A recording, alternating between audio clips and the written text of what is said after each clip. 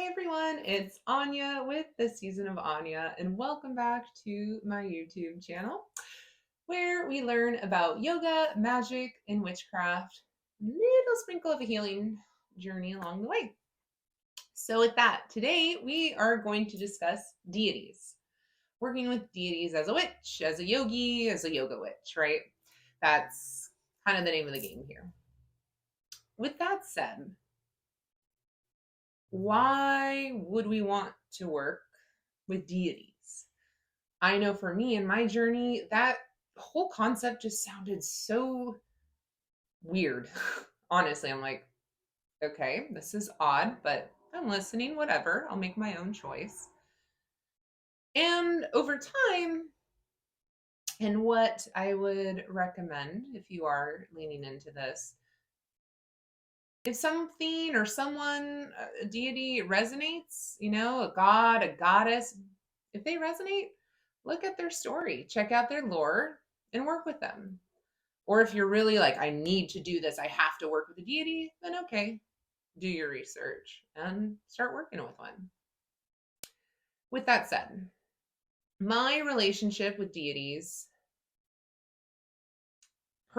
it will vary from person to person, but I would say most practitioners are gonna agree with the idea that they know the lore of the deity and they like what said deity stands for and admire them. And I wouldn't really say worship. I personally don't worship, no judgment if you do, but work with those energies, work with those stories, and all of that to channel spirit. That's what it's about.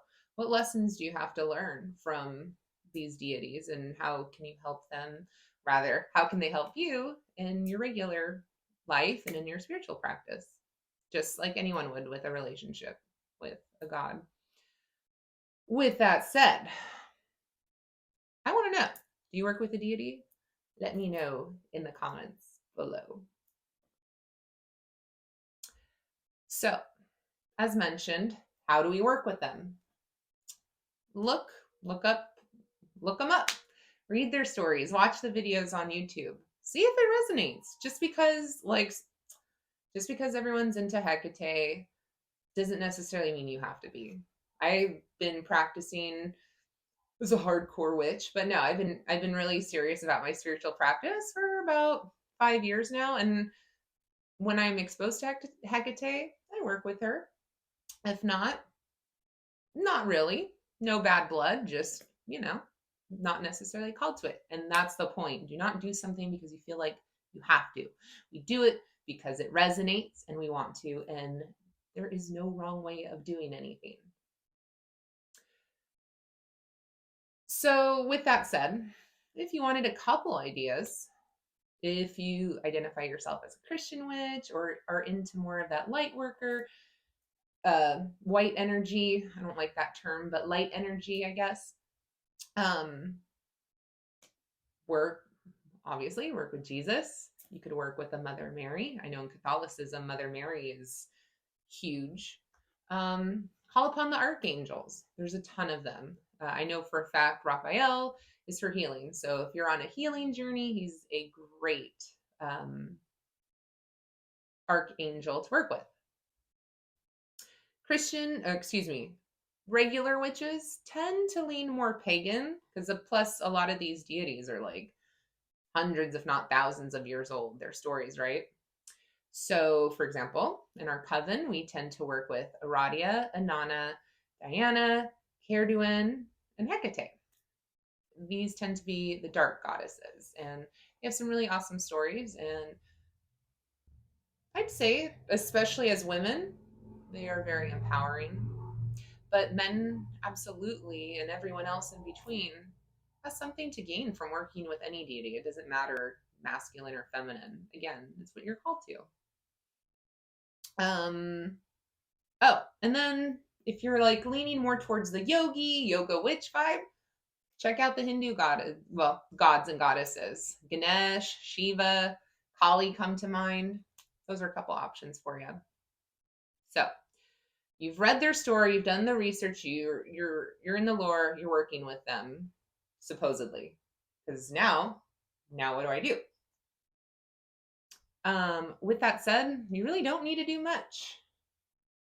I'd say you're probably going to want to be a little bit of an advanced practitioner so you can be a little more sensitive to energy is the only reason I'm saying this. That way, not that you know that it's working, but also that you are connected to the energy and you know how to connect with different types of energy.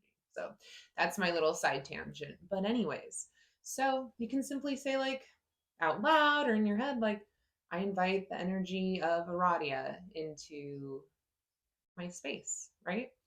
You could do something a little more deep. You could create a whole ritual off of that. Personally, not my style. I haven't found it yet, unless I am hosting a ritual among other witches. Anywho, you can just go deep into meditation with that. Follow that with deep meditation.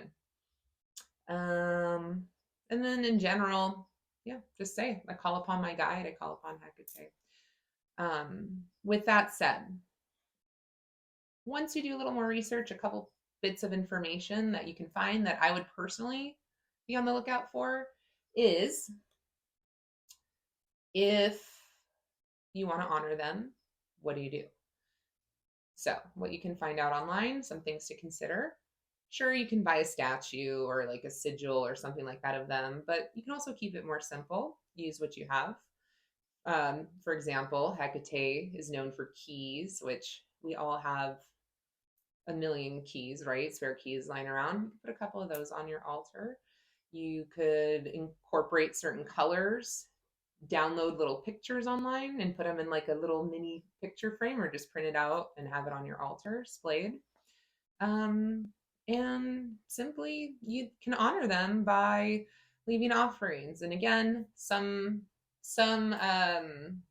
deities are known for the offerings they like. Otherwise, it's just an offering from spirit, right? If I'm going to request this exchange from spirit, any kind of blessings, then what am I going to give? And that's the whole point. So, with that, libations, rum, fresh fruit, honey, coins, anything of the like. And then over time, you just start to develop that relationship, and there's no right or wrong way to do it. It's just going to feel right. You're going to feel that spirit in your soul. So I hope that resonates with you. Thank you guys so much for watching, and so much love and light to you on this journey, and I will catch you in the next one.